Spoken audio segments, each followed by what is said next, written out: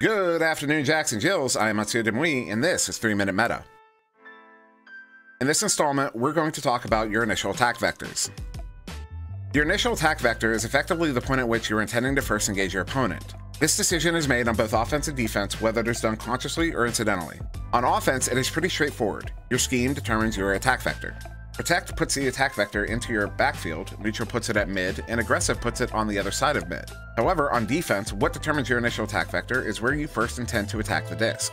In one variation of a 2-on-1 scheme, you might run an aggressive stack where the chain regrabs at full tilt, intended to sack the quarterback or otherwise cause an immediate disruption. This sets the initial attack vector in the opposing team's backfield, as the chain is intending to first engage with the disc in the hands of the quarterback shortly after launch. However, an alternative variation may be running a passive chain where your stack players stop at double diamonds and wait for the quarterback to make the first pass before striking. In this variation, your initial attack vector is more likely at mid, where that first pass is likely to end up. Whether you are on offense or defense, every time you pick a play, you are identifying a zone as your initial attack vector. And so with this in mind, the question you should be asking is why? Why are you choosing that attack vector?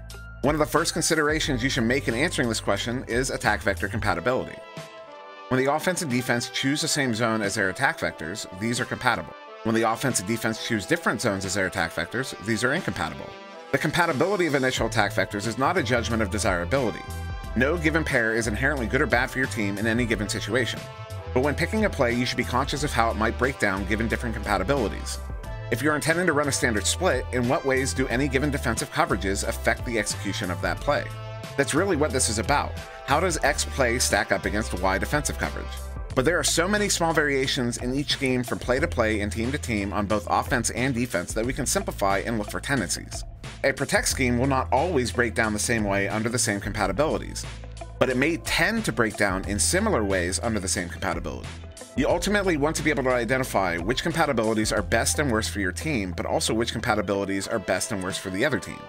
This is the first step in playing that proverbial game of chess.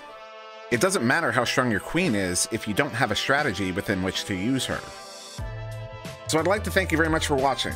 This is my first scripted episodic series here on YouTube, and the response to it has been amazing. Every bit of feedback you can give me is greatly appreciated, and of course, if you have any ideas for future 3-minute metas, or if you have any other comments or questions, feel free to leave them in the comments section below.